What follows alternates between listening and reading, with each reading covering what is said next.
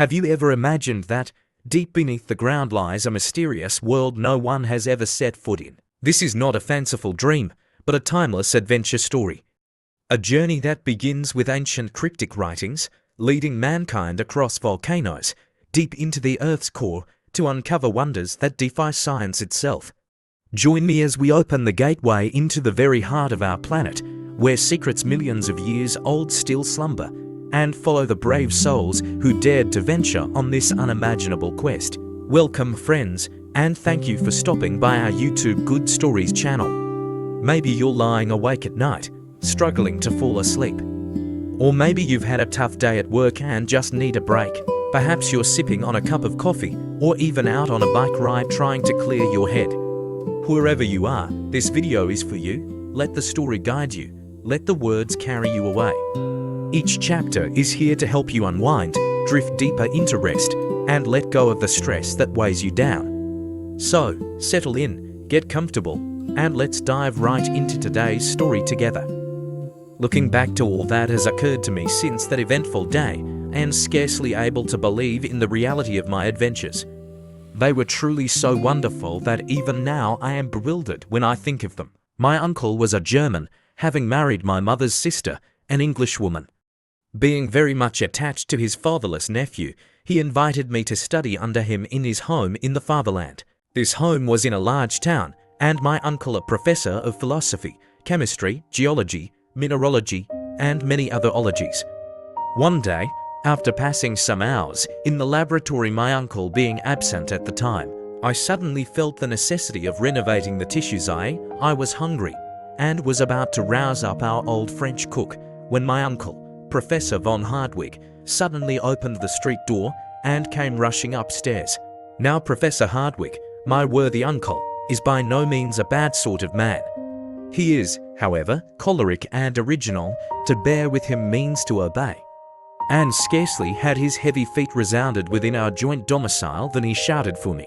"Harry, Harry, Harry!" I hastened to obey, but before I could reach his room, jumping 3 steps at a time, he was stamping his right foot upon the landing.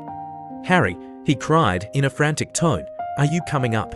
Now, to tell the truth, at that moment I was far more interested in the question as to what was to constitute our dinner than in any problem of science. To me, soup was more interesting than soda, an omelette more tempting than arithmetic, and an artichoke of 10 times more value than any amount of asbestos. But my uncle was not a man to be kept waiting. So, adjourning therefore all minor questions, I presented myself before him. He was a very learned man. Now most persons in this category supply themselves with information, as peddlers do with goods, for the benefit of others, and lay up stores in order to diffuse them abroad for the benefit of society in general. Not so my excellent uncle, Professor Hardwig. He studied, he consumed the midnight oil, he pored over heavy tomes, and digested huge quartos and folios in order to keep the knowledge acquired to himself. There was a reason, and it may be regarded as a good one, why my uncle objected to display his learning more than was absolutely necessary. He stammered, and when intent upon explaining the phenomena of the heavens, was apt to find himself at fault, and allude in such a vague way to sun, moon, and stars that few were able to comprehend his meaning. To tell the honest truth, when the right word would not come, it was generally replaced by a very powerful adjective. In connection with the sciences, there are many almost unpronounceable names very much resembling those of Welsh villages. And my uncle being very fond of using them, his habit of stammering was not thereby improved. In fact, there were periods in his discourse when he would finally give up and swallow his discomfiture in a glass of water. As I said, my uncle, Professor Hardwig, was a very learned man, and I now had a most kind relative. I was bound to him by the double ties of affection and interest. I took deep interest in all his doings, and hoped some day to be almost as learned myself. It was a rare thing for me to be absent from his lectures. Like him, I preferred mineralogy to all the other sciences. My anxiety was to gain real knowledge of the earth. Geology and mineralogy were to us the sole objects of life, and in connection with these studies many a fair specimen did we break. Steel rods, lodestones, glass pipes, and bottles of various acids were oftener before us than our meals. My uncle Hardwig was once known to classify 600 different geological specimens by their properties and qualities. He corresponded with all the great, learned, and scientific men of the age. I was, therefore, in constant communication with, at all events, the letters of Sir Humphrey Davy, Captain Franklin, and other great men. But before I state the subject on which my uncle wished to confer with me, I must say a word about his personal appearance. Alas, my readers will see a very different portrait of him at a future time, after he has gone through the fearful adventures yet to be related.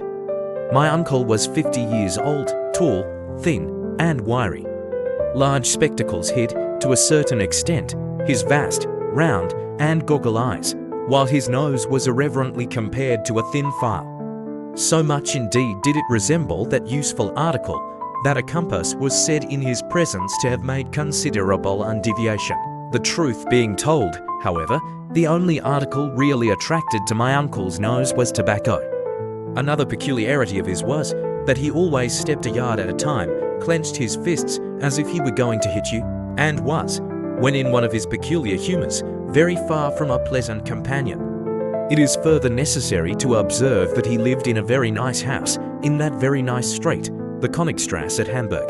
Though lying in the centre of a town, it was perfectly rural in its aspect, half wood, half bricks, with old-fashioned gables, one of the few old houses spared by the Great Fire of 1842. When I say a nice house, I mean a handsome household, tottering, and not exactly comfortable to English notions, a house a little off the perpendicular and inclined to fall into the neighbouring canal. Exactly the house for a wandering artist to depict. All the more that you could scarcely see it for ivy and a magnificent old tree which grew over the door. My uncle was rich, his house was his own property, while he had a considerable private income. To my notion, the best part of his possessions was his goddaughter, Gretchen. And the old cook, the young lady, the professor, and I were the sole inhabitants. I loved mineralogy, I loved geology. To me there was nothing like pebbles, and if my uncle had been in a little less of a fury, we should have been the happiest of families. To prove the excellent Hardwick's impatience, I solemnly declare that when the flowers in the drawing-room pots began to grow, he rose every morning at 4 o'clock to make them grow quicker by pulling the leaves. Having described my uncle, I will now give an account of our interview. He received me in his study, a perfect museum, containing every natural curiosity that can well be imagined, minerals, however, predominating. Every one was familiar to me, having been catalogued by my own hand. My uncle, apparently oblivious of the fact that he had summoned me to his presence, was absorbed in a book. He was particularly fond of early editions, tall copies, and unique works. "Wonderful," he cried, tapping his forehead. "Wonderful, wonderful." It was one of those yellow-leaved volumes now rarely found on stalls, and to me it appeared to possess but little value. My uncle, however, was in raptures. He admired its binding, the clearness of its characters, the ease with which it opened in his hand, and repeated aloud that it was very, very old. To my fancy he was making a great fuss about nothing, but it was not my province to say so. On the contrary, I professed considerable interest in the subject, and asked him what it was about. "It is the Heimskringla of Snorre, he said. "The celebrated Icelandic author of the 12th century. It is a true and correct account of the Norwegian princes who reigned in Iceland." My next question related to the language in which it was written. I hoped at all events it was translated into German. My uncle was indignant at the very thought, and declared he wouldn't give a penny for a translation. His delight was to have found the original work in the Icelandic tongue, which he declared to be one of the most magnificent and yet simple idioms in the world, while at the same time its grammatical combinations were the most varied known. "About as easy as German," was my insidious remark. My uncle shrugged his shoulders. "The letters, at all events," I said, "are rather difficult of comprehension." "It is a runic manuscript," cried my uncle, angry at my ignorance. "The language of the original population of Iceland, invented by Odin himself." I was about to venture upon some misplaced joke on the subject, when a small scrap of parchment fell out of the leaves. Like a hungry man snatching at a morsel of bread, the professor seized it. It was about 5 inches by 3 and was scrawled over in the most extraordinary fashion. The lines shown here are an exact facsimile of what was written. on the venerable piece of parchment and have wonderful importance, as they induced my uncle to undertake the most wonderful series of adventures which ever fell to the lot of human beings. My uncle looked keenly at the document for some moments and then declared that it was runic. The letters were similar to those in the book, but then what did they mean? This was exactly what I wanted to know. Now, as I had a strong conviction that the runic alphabet and dialect was simply an invention to mystify poor human nature, I was delighted to find that my uncle knew as much about the matter as I did, which was nothing. At all events, the tremulous motion of his fingers made me think so. And yet, he muttered to himself, "It is old Icelandic, I am sure of it, and my uncle ought to have known, for he was a perfect polyglot dictionary in himself. He did not pretend, like a certain learned pundit, to speak the 2,000 languages and for 1,000 idioms made use of in different parts of the globe, but he did know all the more important ones. It is a matter of great doubt to me now to what violent measures my uncle's impetuosity might have led him, had not the clock struck 2, and our old French cook called out to let us know that dinner was on the table. "Bother the dinner," cried my uncle, but as I was hungry, I sallied forth to the dining room, where I took up my usual quarters. Out of politeness I waited 3 minutes, but no sign of my uncle, the professor. I was surprised. He was not usually so blind to the pleasure of a good dinner. It was the acme of German luxury: parsley soup, a ham omelette with sorrel trimmings, an oyster of veal stewed with prunes, delicious fruit, and sparkling moselle. For the sake of poring over this musty old piece of parchment, my uncle forbore to share our meal. To satisfy my conscience, I ate for both. The old cook and housekeeper was nearly out of her mind. After taking so much trouble, to find her master not appear at dinner was to her a sad disappointment which, as she occasionally watched the havoc I was making on the viands, became also alarm if my uncle were to come to table after all. Suddenly, just as I had consumed the last apple and drunk the last glass of wine, a terrible voice was heard at no great distance. It was my uncle roaring for me to come to him. I made very nearly one leap of it, so loud, so fierce was his tone. "I declare," cried my uncle, striking the table fiercely with his fist, "I declare to you it is runic and contains some wonderful secret, which I must get at any price." I was about to reply when he stopped me. "Sit down," he said, quite fiercely, "and write to my dictation." I obeyed. "I will substitute," he said, "a letter of our alphabet for that of the runic. We will then see what that will produce. Now, begin and make no mistakes." Scarcely giving me time to finish, my uncle snatched the document from my hands and examined it with the most rapt and deep attention. "I should like to know what it means," he said, after a long period. I certainly could not tell him, nor did he expect me to, his conversation being uniformly answered by himself. "I declare it puts me in mind of a cryptograph," he cried, "unless, indeed, the letters have been written without any real meaning. And yet why take so much trouble? Who knows but I may be on the verge of some great discovery." My candid opinion was that it was all rubbish. But this opinion I kept carefully to myself, as my uncle's choler was not pleasant to bear. All this time he was comparing the book with the parchment. "The manuscript volume and the smaller document are written in different hands," he said. "The cryptograph is of much later date than the book. There is an undoubted proof of the correctness of my surmise. An irrefragable proof I took it to be. The first letter is a double M, which was only added to the Icelandic language in the 12th century. This makes the parchment 200 years posterior to the volume. The circumstances appeared very probable and very logical, but it was all surmise to me.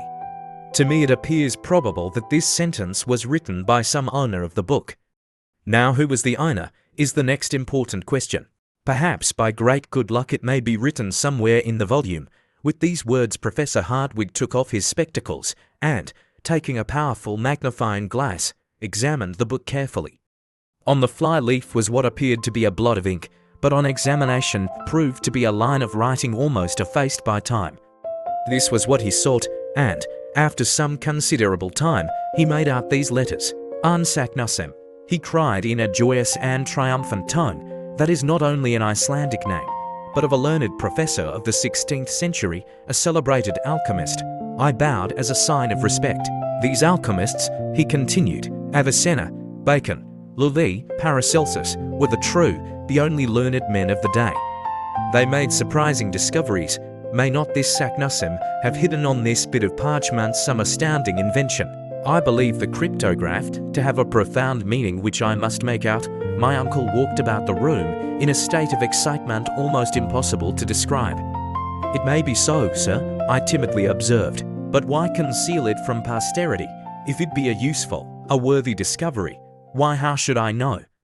Did not Galileo make a secret of his discoveries in connection with Saturn? But we shall see. Until I discover the meaning of this sentence, I will neither eat nor sleep. My dear uncle, I began.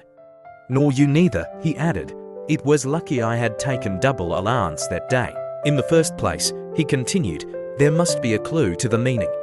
If we could find that, the rest would be easy enough. I began seriously to reflect. The prospect of going without food and sleep was not a promising one, so I determined to do my best to solve the mystery. My uncle, meanwhile, went on with his soliloquy. The way to discover it is easy enough. In this document there are 132 letters, giving 79 consonants to 53 vowels. This is about the proportion found in most southern languages, the idioms of the north being much more rich in consonants. We may confidently predict, therefore, that we have to deal with a southern dialect. Nothing could be more logical. Now, said Professor Hardwigg, to trace the particular language, as Shakespeare says, that is the question, was my rather satirical reply. This man Saknussemm, he continued, was a very learned man. Now, as he did not write in the language of his birthplace, he probably, like most learned men of the 16th century, wrote in Latin. If, however, I prove wrong in this guess, we must try Spanish, French, Italian, Greek, and even Hebrew. My own opinion, though, is decidedly in favor of Latin. This proposition startled me. Latin was my favorite study, and it seemed sacrilege to believe this gibberish to belong to the country of Virgil. Barbarous Latin, in all probability, continued my uncle, but still Latin, very probably, I replied, not to contradict him. Let us see into the matter, continued my uncle. Here you see we have a series of 132 letters, apparently thrown pell-mell upon paper, without method or organization. There are words which are composed wholly of consonants, such as and lls, others which are nearly all vowels, the fifth, for instance, which is untyped, and one of the last a SIBO. This appears an extraordinary combination. Probably we shall find that the phrase is arranged according to some mathematical plan. No doubt a certain sentence has been written out and then jumbled up, some plan to which some figure is the clue. Now, Harry, to show your English with what is that figure? I could give him no hint, my thoughts were indeed far away. While he was speaking, I had caught sight of the portrait of my cousin Gretchen, and was wondering when she would return. We were affianced, and loved one another very sincerely. But my uncle, who never thought even of such sublunary matters, knew nothing of this. Without noticing my abstraction, the professor began reading the puzzling cryptograph all sorts of ways, according to some theory of his own. Presently, rousing my wandering attention, he dictated one precious attempt to me. I mildly handed it over to him. "What is the matter?" cried the cook, entering the room. "When will master have his dinner?" "Never, and his supper, I don't know. He says he will eat no more, neither shall I. My uncle has determined to fast and make me fast, until he makes out this abominable inscription," I replied. "You will be starved to death," she said. I was very much of the same opinion, but not liking to say so, sent her away, and began some of my usual work of classification. But try as I might, nothing could keep me from thinking alternately of the stupid manuscript and of the pretty Gretchen. Several times I thought of going out, but my uncle would have been angry at my absence. At the end of an hour, my allotted task was done. How to pass the time, I began by lighting my pipe. Like all other students, I delighted in tobacco, and, seating myself in the great armchair, I began to think. Where was my uncle? I could easily imagine him tearing along some solitary road, gesticulating, talking to himself, cutting the air with his cane, and still thinking of the absurd bit of hieroglyphics. Would he hit upon some clue? Would he come home in better humor? While these thoughts were passing through my brain, I mechanically took up the execrable puzzle and tried every imaginable way of grouping the letters. I put them together by 2s, 3s, 4s, and 5s in vain. Nothing intelligible came out, except that the 14th, 15th, and 16th made ice in English. The 84th, 85th, and 86th, the word sir. Then at last I seemed to find the Latin words rota, mutable, ira, nec, atra. There seems to be some truth in my uncle's notion, thought I. Then again I seemed to find the word luco, which means sacred wood. Then in the third line I appeared to make out labelled, a perfect Hebrew word, and at the last the syllables mere, which were French.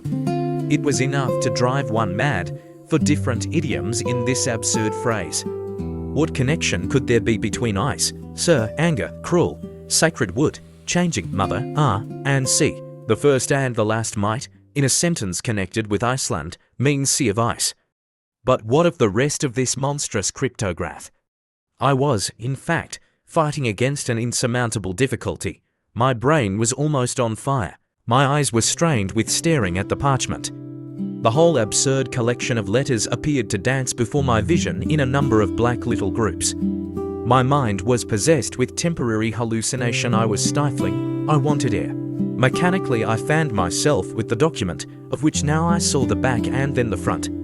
Imagine my surprise when, glancing at the back of the wearisome puzzle, the ink having gone through, I clearly made out Latin words, and among others craterum and terrestre.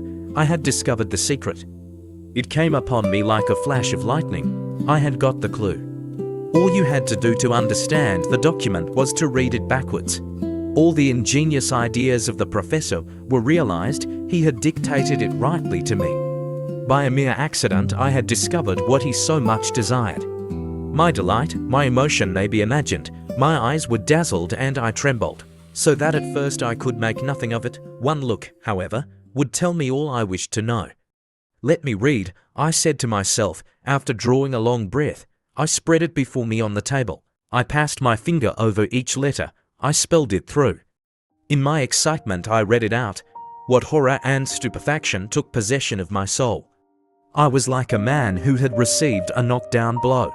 Was it possible that I really read the terrible secret, and it had really been accomplished? A man had dared to do what no living being should ever know. Never, cried I, jumping up, never shall my uncle be made aware of the dread secret. He would be quite capable of undertaking the terrible journey. Nothing would check him, nothing stop him. Worse, he would compel me to accompany him, and we should be lost forever. But no, such folly and madness cannot be allowed. I was almost beside myself with rage and fury. My worthy uncle is already nearly mad, I cried aloud. This would finish him. By some accident he may make the discovery. In which case, we are both lost. Perish the fearful secret, let the flames forever bury it in oblivion. I snatched up book and parchment, and was about to cast them into the fire, when the door opened and my uncle entered. I had scarcely time to put down the wretched documents before my uncle was by my side. He was profoundly absorbed. His thoughts were evidently bent on the terrible parchment. Some new combination had probably struck him while taking his walk. He seated himself in his armchair, and with a pen began to make an algebraical calculation. I watched him with anxious eyes. My flesh crawled as it became probable that he would discover the secret. His combinations I knew now were useless. I having discovered the one only clue, for 3 mortal hours he continued without speaking a word, without raising his head, scratching, rewriting, calculating over and over again. I knew that in time he must hit upon the right phrase. The letters of every alphabet have only a certain number of combinations. But then years might elapse before he would arrive at the correct solution. Still time went on. Night came. The sounds in the streets ceased, and still my uncle went on, not even answering our worthy cook when she called us to supper. I did not dare to leave him, so waved her away, and at last fell asleep on the sofa. When I awoke, my uncle was still at work. His red eyes, his pallid countenance, his matted hair, his feverish hands, his hectically flushed cheeks showed how terrible had been his struggle with the impossible, and what fearful fatigue he had undergone during that long sleepless night. It made me quite ill to look at him, though he was rather severe with me. I loved him, and my heart ached at his sufferings. He was so overcome by one idea that he could not even get in a passion. All his energies were focused on one point. And I knew that by speaking one little word all this suffering would cease. I could not speak it. My heart was, nevertheless, inclining towards him. Why, then, did I remain silent? In the interest of my uncle himself, nothing shall make me speak, I muttered. He will want to follow in the footsteps of the other. I know him well. His imagination is a perfect volcano, and to make discoveries he would sacrifice his life. I will therefore be silent and strictly keep the secret I have discovered. To reveal it would be suicidal. He would not only rush, himself, to destruction, but drag me with him. I crossed my arms, looked another way and smoked, resolved never to speak. When our cook wanted to go out to market, or on any other errand, she found the front door locked and the key taken away. Was this done purposely or not? Surely Professor Hardwigg did not intend the old woman and myself to become martyrs. Were we to be starved to death? A frightful recollection came to my mind. Once we had fed on bits and scraps for a week while he sorted some curiosities. It gave me the cramp even to think of it. I wanted my breakfast, and I saw no way. Still my resolution held good. I would starve rather than yield. But the cook began to take me seriously to task. What was to be done? She could not go out, and I dared not. My uncle continued counting and writing. His imagination seemed to have translated him to the skies. He neither thought of eating nor drinking. In this way 12 o'clock came round. I was hungry, and there was nothing in the house. The cook had eaten the last bit of bread. This could not go on. It did, however, until 2, when my sensations were terrible. After all, I began to think the document very absurd. Perhaps it might only be a gigantic hoax. Besides, some means would surely keep my uncle back from attempting any such absurd expedition. On the other hand, if he did attempt anything so quixotic, I should not be compelled to accompany him. Another line of reasoning partially decided me. Very likely he would make the discovery himself, when I should have suffered starvation for nothing. Under the influence of hunger, this reasoning appeared admirable. I determined to tell all. The question now rose as to how it was to be done. I was still dwelling on the thought, when he rose and put on his hat. What? Go out and lock us in? Never, uncle, I began. He did not appear even to hear me. Professor Hardwigg, I cried. What? He retorted. Did you speak? How about the key? What key? The key of the door. No, of these horrible hieroglyphics. He looked at me from under his spectacles and started at the odd expression of my face. Rushing forward, he clutched me by the arm and keenly examined my countenance. His very look was an interrogation. I simply nodded. With an incredulous shrug of the shoulders, he turned upon his heel. Undoubtedly, he thought I had gone mad.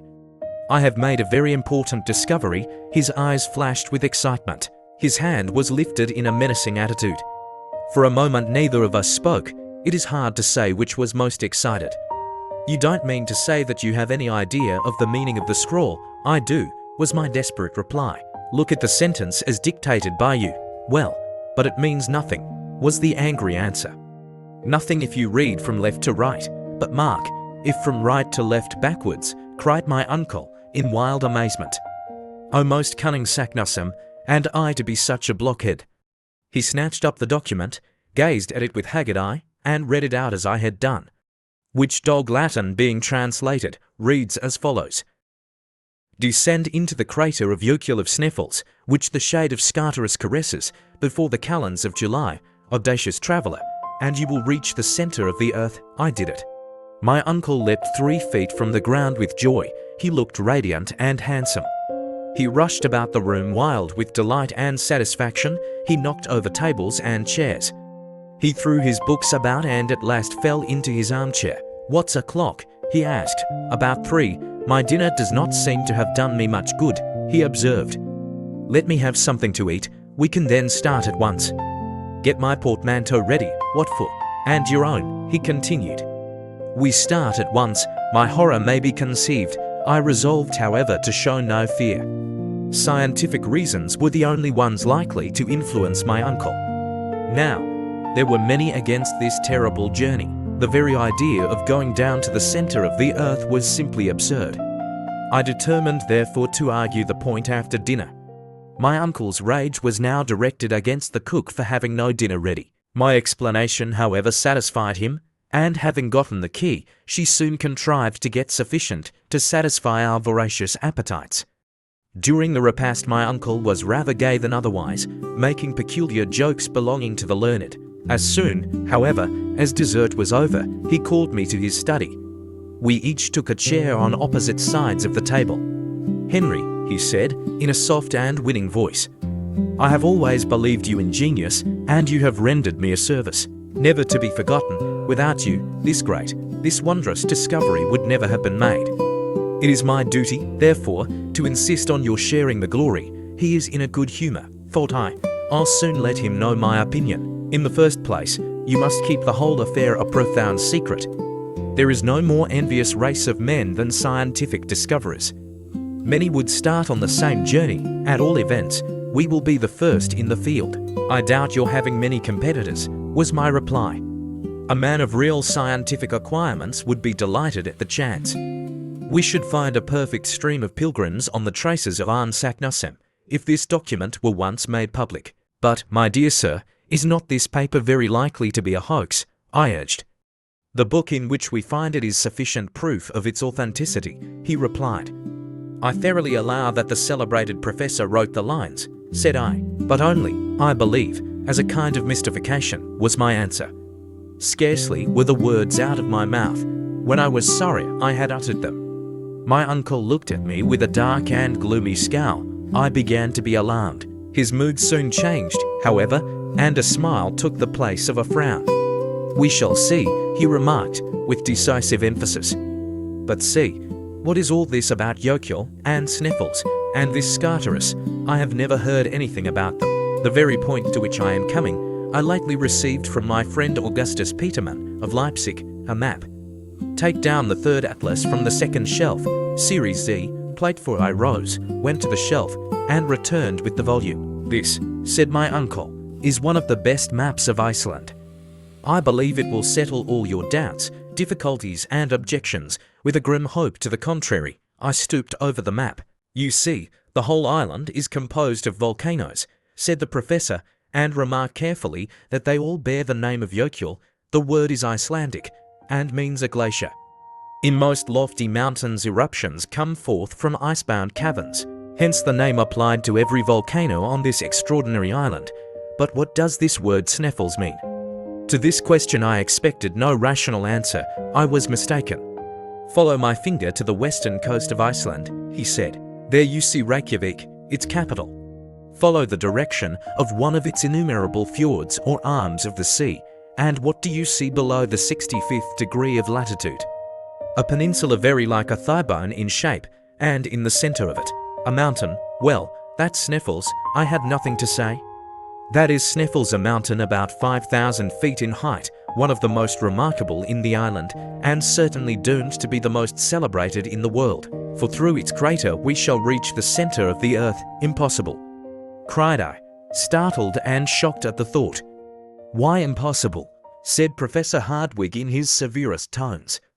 "Because its crater is choked with lava, burning rocks, infinite dangers. But if it be extinct, that would make a difference. Of course it would. There are about 300 volcanoes on the globe, but the greater number are extinct. Of these Sneffels is one. No eruption has occurred since 1219. In fact, it has ceased to be a volcano at all. After this, what more could I say?" Yes, I thought of another objection. "But what is all this about Scartaris and the calends of July?" My uncle reflected deeply and then spoke sententiously. "What appears obscure to you, to me is light. This very phrase shows how particular Saknussemm is in his directions. The Sneffels mountain has many craters. He therefore points the exact one which is the highway into the interior of the earth. He lets us know that about the end of June, the shadow of Mount Scartaris falls upon the one crater. There can be no doubt about the matter." My uncle had an answer for everything. "I accept all your explanations," I said, "and Saknussemm is right. He found out the entrance to the bowels of the earth. He has indicated correctly, but that he or anyone else ever followed up the discovery is madness to suppose." "Why so, young man?" "All scientific teaching shows it to be impossible." "I care nothing for theories," retorted my uncle. But is it not well known that heat increases 1 degree for every 70 feet you descend? All the matters which compose the globe are in a state of incandescence, even hardest rocks in fusion. What would become of us? Don't be alarmed at the heat, my boy. How so? Neither you nor anybody else know anything about the real state of the Earth's interior. Modern experiments tend to explode the older theories about central heat. Were any such heat to exist, the upper crust would be shattered to atoms, and the world would be at an end. A long, learned and not uninteresting discussion followed, which ended in this wise: the only way to learn is to go and see. Well, cried I, overcome at last, let us go and see. Though how we can do that in the dark is another mystery, fear nothing. We shall overcome these and many other difficulties. Besides, as we approach the center, I expect to find it luminous. Nothing is impossible, and now that we have come to a thorough understanding, not a word to any living soul. Our success depends on secrecy and dispatch. Thus ended our memorable conference, which roused a perfect fever in me. Leaving my uncle, I went forth like one possessed. Reaching the banks of the Elbe, I began to think, was all I had heard really possible? Was my uncle in his sober senses, and could the interior of the earth be reached? Was I the victim of a madman, or was he a discoverer of rare courage and grandeur of conception? To a certain extent I was anxious to be off. I was afraid my enthusiasm would cool. I determined to pack up at once. Yet an hour later, on my way home, my feelings had changed. I'm all abroad, I cried. 'Tis a nightmare, I must have dreamed it. At this moment I came face to face with Gretchen, whom I warmly embraced. So you have come to meet me, she said. How good of you, but what is the matter? Well, it was no use mincing the matter. I told her all. She listened with awe, and for some minutes she could not speak. Well, I at last said, rather anxiously, what a magnificent journey! If I were only a man, a journey worthy of the nephew of Professor Hardwigg. I should look upon it as an honor to accompany him, my dear Gretchen. I thought you would be the first to cry out against this mad enterprise. No, on the contrary, I glory in it. It is magnificent, splendid, an idea worthy of my father. Henry Lawson, I envy you. This was, as it were, conclusive, the final blow of all. When we entered the house, we found my uncle surrounded by workmen and porters, who were packing up. He was pulling and hauling at a bell. Where have you been wasting your time? Your portmanteau is not packed, my papers are not in order, the precious tailor has not brought my clothes, nor my gaiters, the key of my carpet bag is gone. I looked at him stupefied, and still he tugged away at the bell.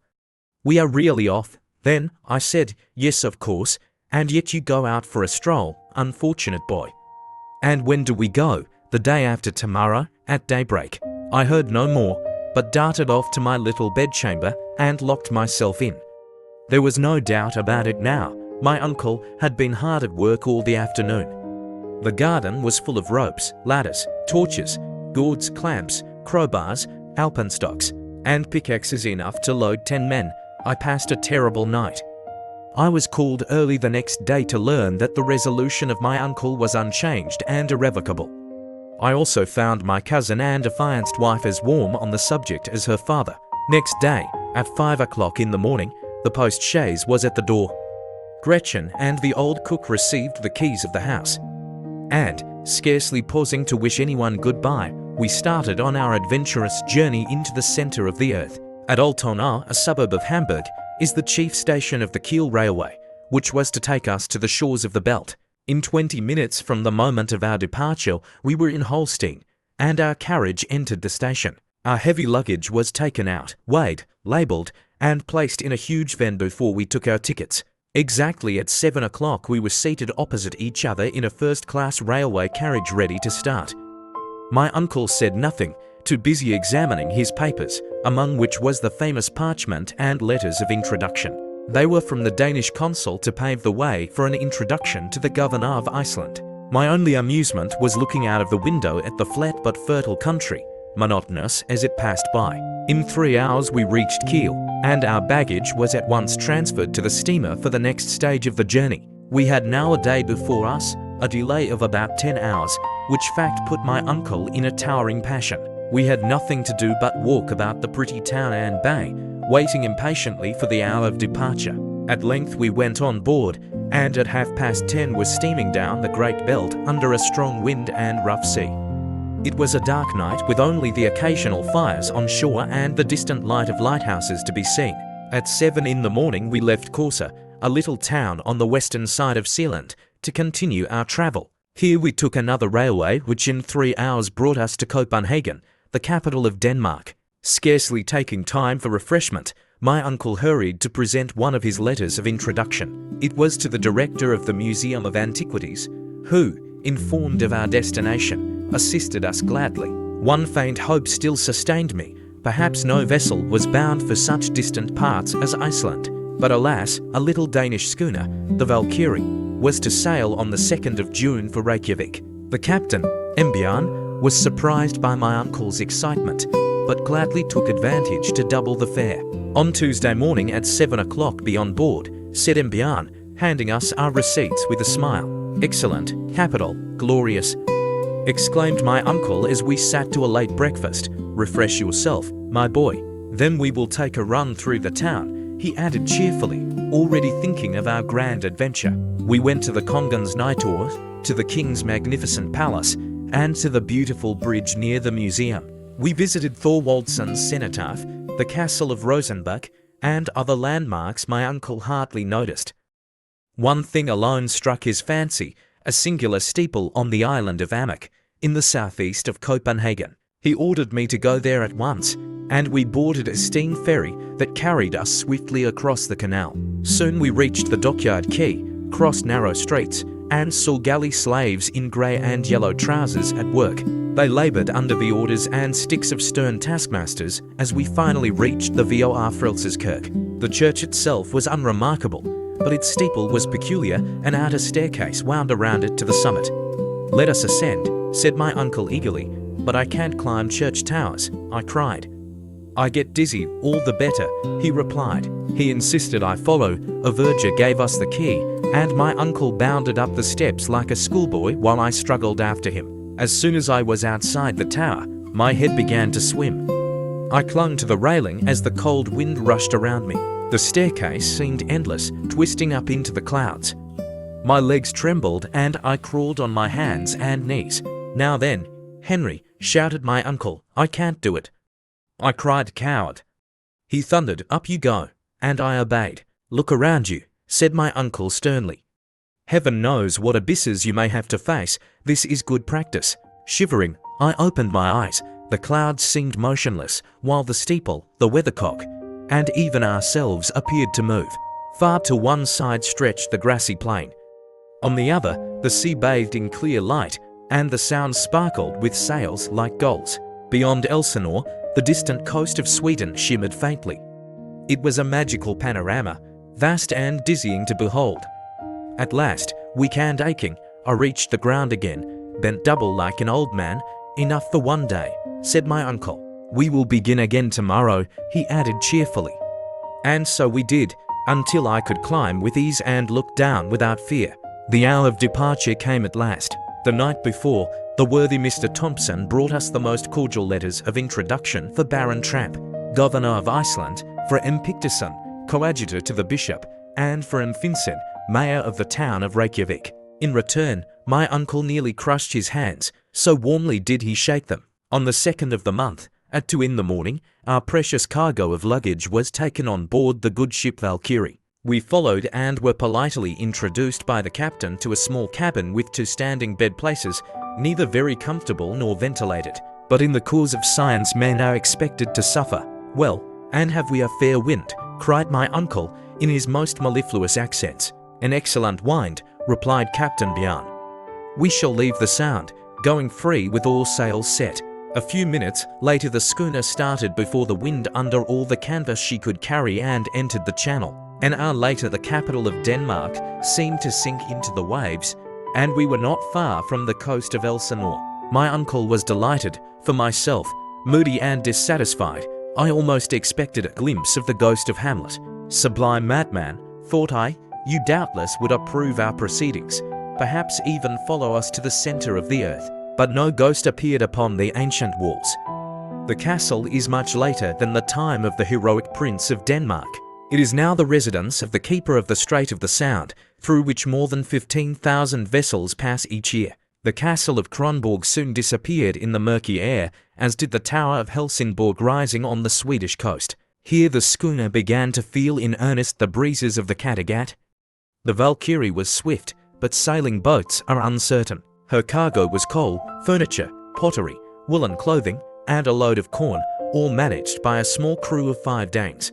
"How long will the voyage last?" asked my uncle. "About 10 days, replied the skipper, "unless we meet northeast gales. At all events, there will be no considerable delay," cried the impatient professor. "No fear of that," said the captain. Towards evening the schooner doubled Cape Skyen, crossed the Skagerrak, skirted Norway, and reached the northern seas. 2 days later we were near the coast of Scotland, between Orkney and Shetland, steering for the Faroe Islands. The Valkyrie now felt the full force of the ocean waves, and the shifting wind made our progress slow and difficult. On the 8th day the captain made out Mykonos, the westernmost of the isles, and headed direct for Cape Portland. The voyage offered no incident worthy of record. I bore it well, but my uncle, to his shame, was terribly seasick. This mal de mer annoyed him most because it prevented him from questioning the captain about snaffles and transport. He had to postpone all explanations until arrival, spending his time groaning in bed and dwelling on the voyage's end. On the 11th day we sighted Cape Portland and the towering Mount Myrtlesjökull, clear against the northern sky. The cape itself was a vast mound of granite facing the Atlantic. The Valkyrie kept off the coast, steering westward. On all sides we saw schools of whales and sharks. Then appeared a mighty rock arching over waves that roared through it. The islets of Westmund seemed to leap from the ocean, so low they were seen only when we were almost upon them. The schooner then rounded Cape Reykjanes, the western point of Iceland, through a violent storm that drove us far to sea. 48 hours later we were boarded by a pilot, who after 3 hours of peril brought us safely to Faxa Bay before Reykjavik. My uncle came on deck pale and haggard but radiant with joy. Nearly the whole population was out to see us land. The professor clasped my hand, led me to the quarterdeck, and pointed inland to a high double-peaked mountain. "Behold," he whispered in awe, "Mount Sneffels." Then he pressed his finger to his lips and descended into the waiting boat. In a few minutes we stood upon the soil of mysterious Iceland.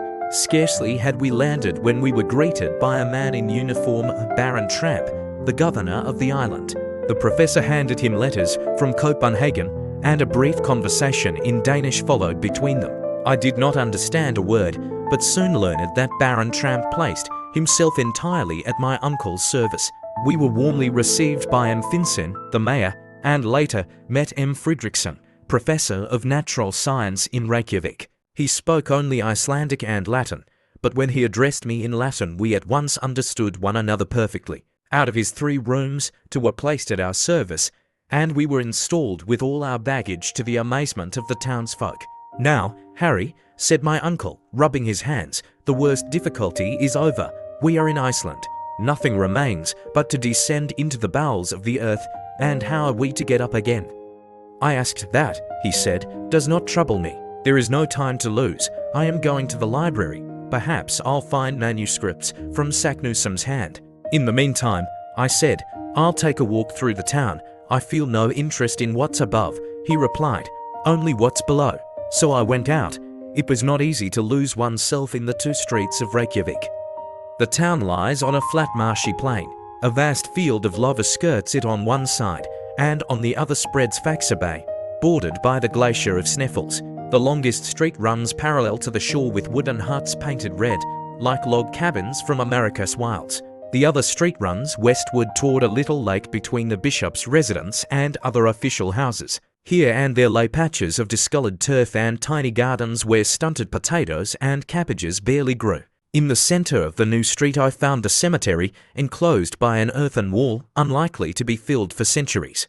I visited the governor's house, a hut compared to Hamburg mansions, but a palace beside the others in Iceland.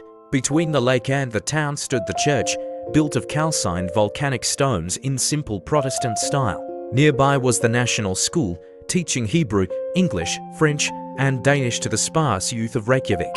In 3 hours my tour was complete. The general impression was one of sadness, no trees, no greenery, only peaks. The huts, made of turf and earth, had roofs on which grass grew for hay. I met few inhabitants except on the shore.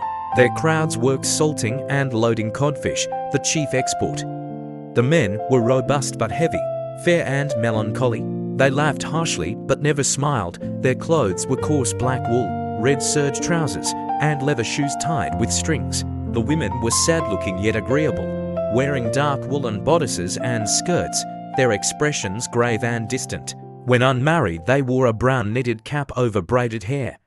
When married, a coloured kerchief and white scarf above it. When I returned, dinner was ready. This meal was devoured by my worthy relative with avidity and voracity.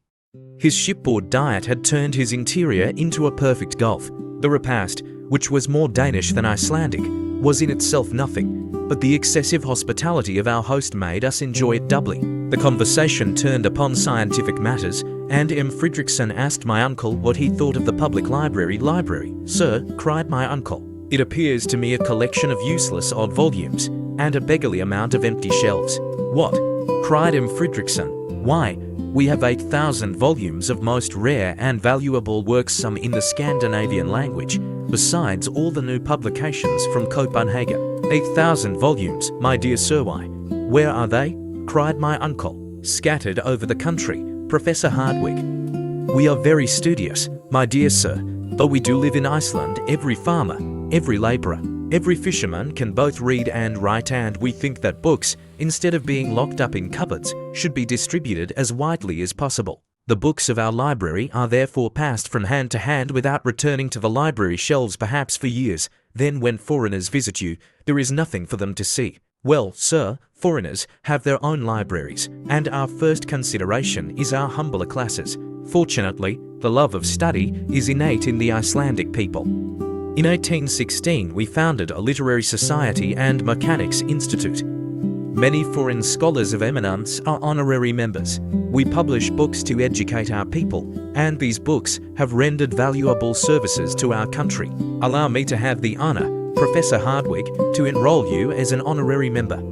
My uncle, who already belonged to nearly every literary and scientific institution in Europe, immediately yielded to the amiable wishes of good M. Fridriksson. "And now," he said, after many expressions of gratitude and goodwill, "if you will tell me what books you expected to find, perhaps I may be of some assistance to you." I watched my uncle keenly. For a minute or two he hesitated, as if unwilling to speak. To speak openly was, perhaps, to unveil his projects. Nevertheless, after some reflection, he made up his mind. "Well, M. Fridriksson," he said in an easy, unconcerned kind of way, "I was desirous of ascertaining if, among other valuable works, you had any of the learned Arne Saknussemm." "Arne Saknussemm," cried the professor of Reykjavik. "You speak of one of the most distinguished scholars of the 16th century, of the great naturalist, the great alchemist, the great traveller." "Exactly so, one of the most distinguished men connected with Icelandic science and literature." "As you say, sir, a man illustrious above all." "Yes, sir, all this is true, but his works—" "We have none of them, not in Iceland." "There are none in Iceland or elsewhere," answered the other, sadly. "Why so?" "Because Arne Saknussemm was persecuted for heresy, and in 1573 his works were publicly burnt at Copenhagen by the hands of the common hangman." "Very good." "Capital," murmured my uncle, to the great astonishment of the worthy Icelander. "You said, sir, yes, all is clear. I see the link in the chain. Everything is explained, and I now understand why Arne Saknussemm, put out of court, forced to hide his magnificent discoveries, was compelled to conceal beneath the veil of an incomprehensible cryptograph the secret." "What secret?" "A secret which," stammered my uncle.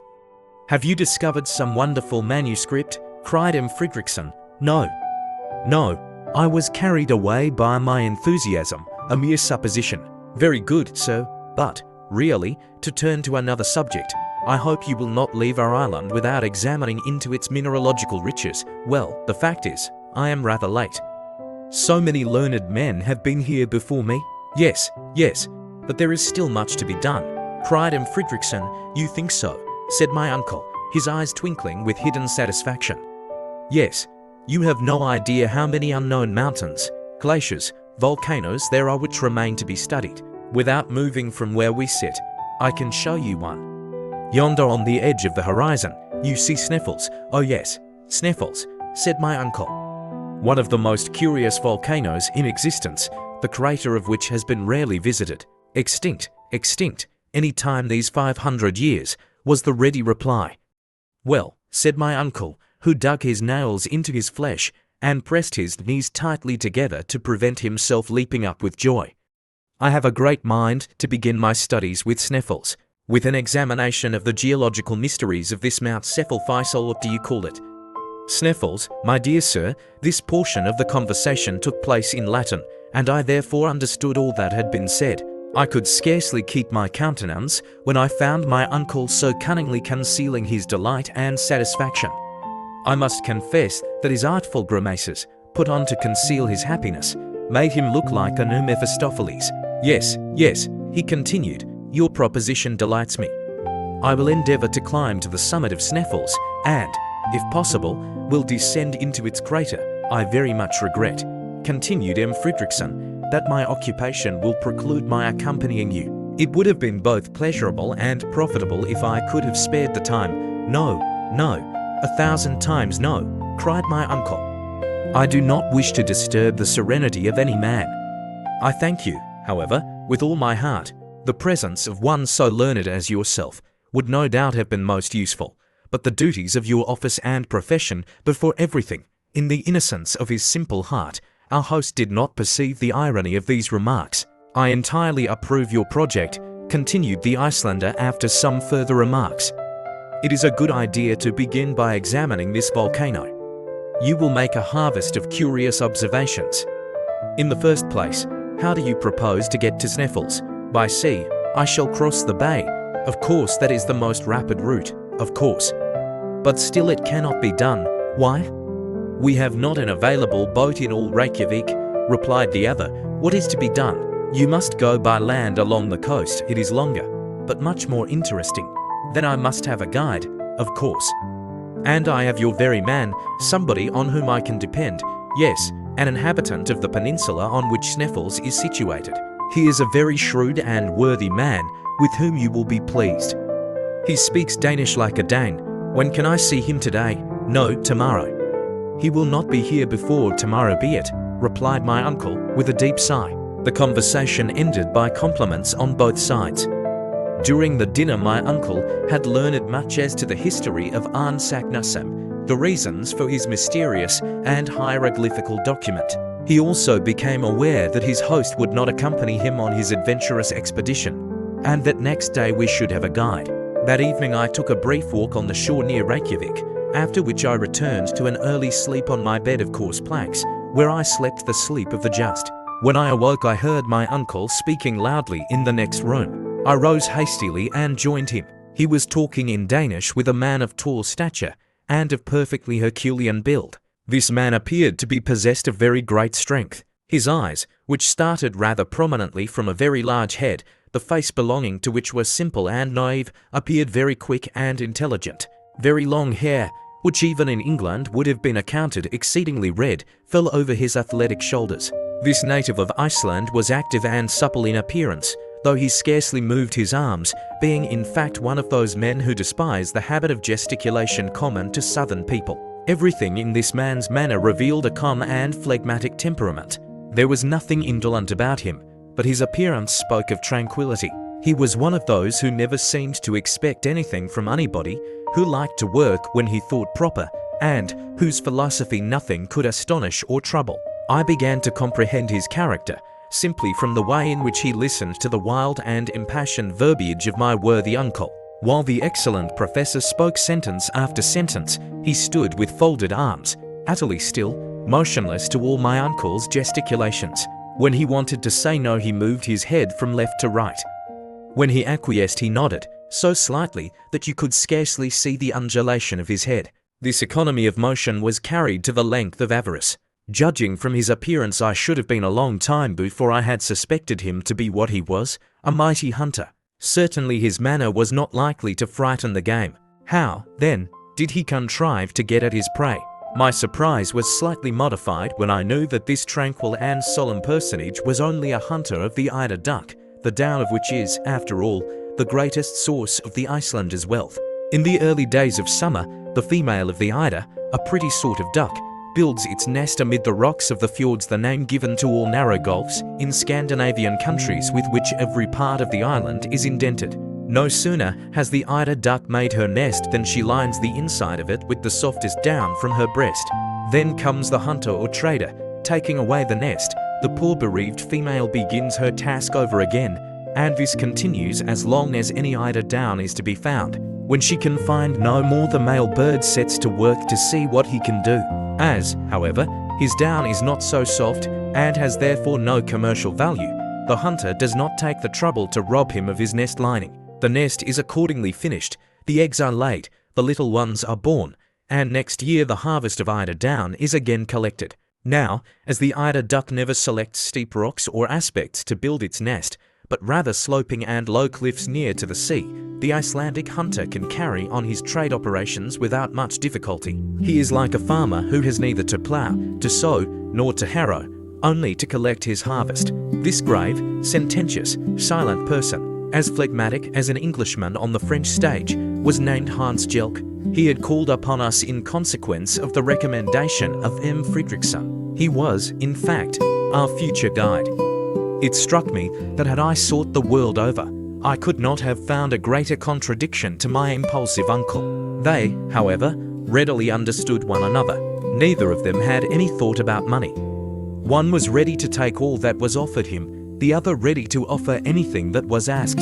It may readily be conceived, then, that an understanding was soon come to between them. Now, the understanding was that he was to take us to the village of Stapi, situated on the southern slope of the peninsula of Sneffels, at the very foot of the volcano. Hans, the guide, told us the distance was about 22 miles, a journey which my uncle supposed would take about 2 days. But when my uncle came to understand that they were Danish miles of 8,000 yards each, he was obliged to be more moderate in his ideas and, considering the horrible roads we had to follow, to allow 8 or 10 days for the journey. The horses were prepared for us, 2 to carry the baggage, and 2 to bear the important weight of myself and uncle. Hans declared that nothing ever would make him climb on the back of any animal. He knew every inch of that part of the coast and promised to take us the very shortest way. His engagement with my uncle was by no means to cease with our arrival at Stapi. He was further to remain in his service during the whole time required for the completion of his scientific investigations, at the fixed salary of 3 riksdaler a week, being exactly 14 shillings and twopence, minus 1 farthing, English currency. One stipulation, however, was made by the guide: the money was to be paid to him every Saturday night, failing which, his engagement was at an end. The day of our departure was fixed. My uncle wished to hand the eider down hunter an advance, but he refused in one emphatic word, "efter," which being translated from Icelandic into plain English means after. The treaty concluded, our worthy guide retired without another word. "A splendid fellow," said my uncle, "only he little suspects the marvellous part he is about to play in the history of the world." "You mean, then," I cried in amazement, "that he should accompany us to the interior of the earth?" "Yes," replied my uncle. "Why not?" There were yet 48 hours to elapse before we made our final start. To my great regret, our whole time was taken up in making preparations for our journey. All our industry and ability were devoted to packing every object in the most advantageous manner: the instruments on one side, the arms on the other, the tools here and the provisions there. There were, in fact, 4 distinct groups. The instruments were of course of the best manufacture, to hot by half, if the degree of heat was to ascend so high, in which case we should certainly be cooked not enough if we wanted to ascertain the exact temperature of springs or metal in a state of fusion. 2, a manometer worked by compressed air, an instrument used to ascertain the upper atmospheric pressure on the level of the ocean. Perhaps a common barometer would not have done as well, the atmospheric pressure being likely to increase in proportion as we descended below the surface of the earth. 3, a first-class chronometer made by Boissonnas of Geneva, set at the meridian of Hamburg, from which Germans calculate, as the English do from Greenwich, and the French from Paris. 4, 2 compasses, one for horizontal guidance, the other to ascertain the dip. 5. A night glass. 6. 2 Ruhmkorff coils, which, by means of a current of electricity, would ensure us a very excellent, easily carried, and certain means of obtaining light. 7. A voltaic battery on the newest principle. Our arms consisted of 2 rifles, with 2 revolving 6-shooters. Why these arms were provided it was impossible for me to say. I had every reason to believe that we had neither wild beasts nor savage natives to fear. My uncle, on the other hand, was quite as devoted to his arsenal as to his collection of instruments, and above all was very careful with his provision of fulminating or gun cotton, warranted to keep in any climate, and of which the expansive force was known to be greater than that of ordinary gunpowder. Our tools consisted of 2 pickaxes, 2 crowbars, a silken ladder, 3 iron-shod alpine poles, a hatchet, a hammer, a dozen wedges, some pointed pieces of iron, and a quantity of strong rope. You may conceive that the whole made a tolerable parcel, especially when I mention that the ladder itself was 300 feet long. Then there came the important question of provisions.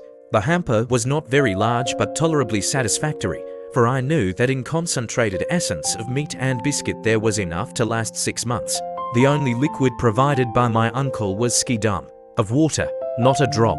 We had, however, an ample supply of gourds, and my uncle counted on finding water, and enough to fill them, as soon as we commenced our downward journey. My remarks as to the temperature, the quality, and even as to the possibility of none being found, remained wholly without effect. To make up the exact list of our travelling gear for the guidance of future travellers, add that we carried a medicine and surgical chest with all apparatus necessary for wounds, fractures and blows, lint, scissors, lancets, in fact, a perfect collection of horrible-looking instruments. A number of vials containing ammonia, alcohol, ether, gullet water, aromatic vinegar, in fact, every possible and impossible drug, finally, all the materials for working the Ruhmkorff coil. My uncle had also been careful to lay in a goodly supply of tobacco, several flasks of very fine gunpowder, boxes of tinder, besides a large belt crammed full of notes and gold. Good boots rendered watertight were to be found to the number of 6 in the toolbox. It took a whole day to put all these matters in order. My boy, with such clothing, with such boots, and such general equipment, said my uncle, in a state of rapturous delight, we may hope to travel far. In the evening we dined with Baron Tramp, in company with the Mayor of Reykjavik and Dr. Heil Tallinn, the great medical man of Iceland. Fridriksson was not present, and I was afterwards sorry to hear that he and the governor did not agree on some matters connected with the administration of the island. Unfortunately, the consequence was that I did not understand a word that was said at dinner, a kind of semi-official reception. One thing I can say, my uncle never left off speaking. The next day our labour came to an end.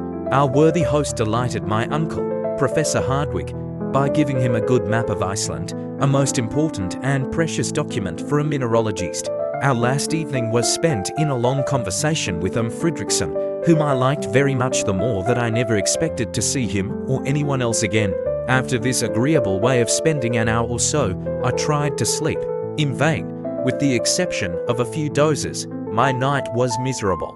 At 5 o'clock in the morning I was awakened from the only real half-hour's sleep of the night by the loud neighing of horses under my window.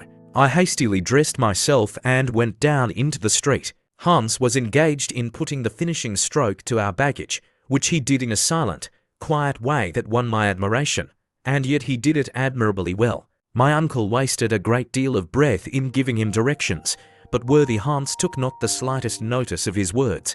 At 6 o'clock all our preparations were completed, and Fridriksson shook hands heartily with us. My uncle thanked him warmly, in the Icelandic language, for his kind hospitality, speaking truly from the heart. As for myself, I put together a few of my best Latin phrases and paid him the highest compliments I could. This fraternal and friendly duty performed, we sallied forth and mounted our horses. As soon as we were quite ready, Fridriksson advanced, and by way of farewell, called after me in the words of Virgil, words which appeared to have been made for us, travellers starting for an uncertain destination. Et quaecunc viam dederat fortuna sequama. The weather was overcast but settled when we commenced our adventurous and perilous journey. We had neither to fear fatiguing heat nor drenching rain. It was, in fact, real tourist weather, as there was nothing I liked better than horse exercise, the pleasure of riding through an unknown country caused the early part of our enterprise to be particularly agreeable to me. I began to enjoy the exhilarating delight of traveling, a life of desire, gratification, and liberty. The truth is that my spirits rose so rapidly that I began to be indifferent to what had once appeared to be a terrible journey. After all, I said to myself, what do I risk? Simply to take a journey through a curious country, to climb a remarkable mountain, and if the worst comes to the worst, to descend into the crater of an extinct volcano. There could be no doubt that this was all this terrible Saknussemm had done. As to the existence of a gallery, or of subterraneous passages leading into the interior of the earth, the idea was simply absurd. It was the hallucination of a distempered imagination. All, then, that may be required of me I will do cheerfully, and will create no difficulty. It was just before we left Reykjavik that I came to this decision. Hans, our extraordinary guide, went first, walking with a steady, rapid, unvarying step. Our two horses with the luggage followed of their own accord, without requiring a whip or spur. My uncle and I came behind, cutting a very tolerable figure upon our small but vigorous animals. Iceland is one of the largest islands in Europe. It contains 30,000 square miles of surface. It has about 70,000 inhabitants. Geographers have divided it into 4 parts, and we had to cross the southwest quarter, which in the vernacular is called Sudvestafjordunga. Hans, on taking his departure from Reykjavik, had followed the line of the sea. We took our way through poor and sparse meadows, which made a desperate effort every year to show a little green. They very rarely succeed in a good show of yellow. The rugged summits of the rocky hills were dimly visible on the edge of the horizon through the misty fogs. Every now and then some heavy flakes of snow showed conspicuous in the morning light, while certain lofty and pointed rocks were first lost in the grey low clouds, their summits clearly visible above, like jagged reefs rising from a troublous sea. Every now and then a spur of rock came down through the arid ground, leaving us scarcely room to pass. Our horses, however, appeared not only well acquainted with the country, but by a kind of instinct, knew which was the best road. My uncle had not even the satisfaction of urging forward his steed by a whip or spur. It was utterly useless to show any signs of impatience. I could not help smiling to see him look so big on his little horse. His long legs now and then touching the ground made him look like a 6-footed centaur. Good beast, he would cry. I assure you that I begin to think no animal is more intelligent than an Icelandic horse. Snow, tempest, impracticable roads, rocks, icebergs, nothing stops him. He is brave, he is sober, he is safe. He never makes a false step, never glides or slips from his path. I dare to say that if any river, any fjord has to be crossed, and I have no doubt there will be many, you will see him enter the water without hesitation like an amphibious animal, and reach the opposite side in safety. We must not, however, attempt to hurry him. We must allow him to have his own way, and I will undertake to say that between us we shall do our 10 leagues a day. We may do so, was my reply. But what about our worthy guide? I have not the slightest anxiety about him. That sort of people go ahead without knowing even what they are about. Look at Hans. He moves so little that it is impossible for him to become fatigued. Besides, if he were to complain of weariness, he could have the loan of my horse. I should have a violent attack of the cramp if I were not to have some sort of exercise. My arms are right, but my legs are getting stiff. All this while we were advancing at a rapid pace. The country we had reached was already nearly a desert. Here and there could be seen an isolated farm, some solitary burgh or Icelandic house, built of wood, earth, fragments of lava looking like beggars on the highway of life. These wretched and miserable huts excited in us such pity that we felt half disposed to leave alms at every door. In this country there are no roads, paths are nearly unknown, and vegetation, poor as it was, slowly as it reached perfection, soon obliterated all traces of the few travellers who passed from place to place. Nevertheless, this division of the province, situated only a few miles from the capital, is considered one of the best cultivated and most thickly peopled in all Iceland. What, then, must be the state of the less known and more distant parts of the island? After travelling fully half a Danish mile, we had met neither a farmer nor even a wandering shepherd. A few stray cows and sheep were only seen occasionally. What, then, must we expect when we come to the upheaved regions, to the districts broken and roughened from volcanic eruptions and subterraneous commotions? We were to learn this all in good time. I saw, however, on consulting the map, that we avoided a good deal of this rough country by following the winding and desolate shores of the sea. In reality, the great volcanic movement of the island and all its attendant phenomena are concentrated in the interior. There, horizontal layers or strata of rocks piled one upon the other, eruptions of basaltic origin and streams of lava have given this country a kind of supernatural reputation. Little did I expect, however, the spectacle which awaited us when we reached the peninsula of Sneffels, where agglomerations of nature's ruins form a kind of terrible chaos. Some 2 hours or more after we had left the city of Reykjavik, we reached the little town called Aulkirkja, or the principal church. It consists simply of a few houses, not what in England or Germany we should call a hamlet. Hans stopped here 1/2 hour. He shared our frugal breakfast and answered yes or no to my uncle's questions as to the nature of the road, and at last, when asked where we were to pass the night, was as laconic as usual. Garda was his one-worded reply. I took occasion to consult the map to see where Garda was. After looking keenly, I found a small town of that name on the borders of the Falfjord, about 4 miles from Reykjavik. I pointed this out to my uncle, who made a very energetic grimace. Only 4 miles out of 22. Why, it is only a little walk. He was about to make some energetic observation to the guide, but Hans, without taking the slightest notice of him, went in front of the horses. He walked ahead with the same imperturbable phlegm he had always exhibited. 3 hours later, still travelling over those apparently interminable and sandy prairies, we were compelled to go round the Kollafjord, an easier and shorter cut than crossing the gulfs. Shortly after, we entered a place of communal jurisdiction called Ejelberg, the clock of which would then have struck 12, if any Icelandic church had one. Here the horses were allowed to take some rest and refreshment. Then, following a narrow strip of shore between high rocks and the sea, they took us without further halt to the Aulkirkja of Branta, and after another mile to Sorpo Annexia, a chapel of ease situated on the southern bank of the Falfjord. It was 4 o'clock in the evening, and we had travelled for Danish miles, about equal to 20 English.